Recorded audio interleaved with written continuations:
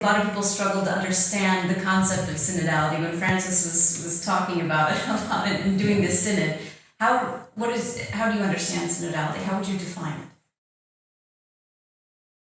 I think that synodality is an attitude, an openness, a willingness to understand that, speaking of the church now, that each and every member of the church has a voice and a role to play.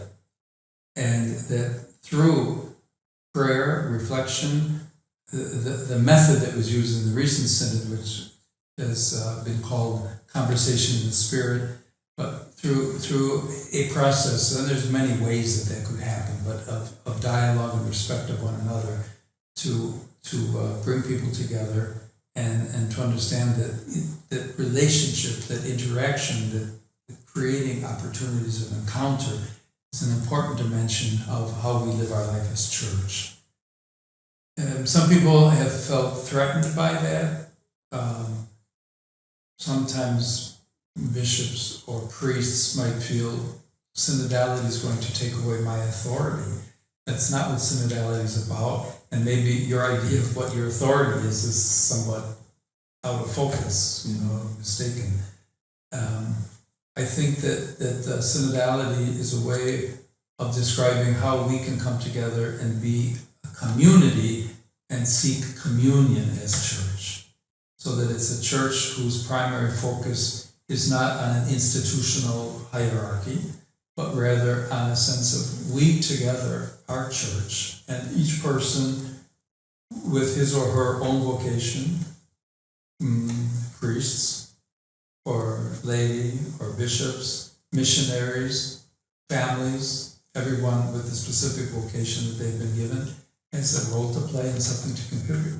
And together we look for the way to grow and walk together as church. It's again an attitude which I think can teach a lot for the world today. I think that if a little bit ago we were talking about polarization, I think this is sort of an antidote. I think this is a way of addressing some of the greatest challenges that we have in the world today and saying, if we listen to the gospel and if we reflect upon it together, and if we strive to walk forward together, listening to one another, trying to discover what God is saying to us today, I think there's a lot to be gained for us there. And so I do very much hope that the process, if you will, that began long before the last synod, at least in Latin America, and I think I've spoken about my experience there, and again, some of the Latin American churches really contributed to the Universal Church. But I think there's great hope if we can continue to build on the experience of the past couple of years and find ways of being church together. Not to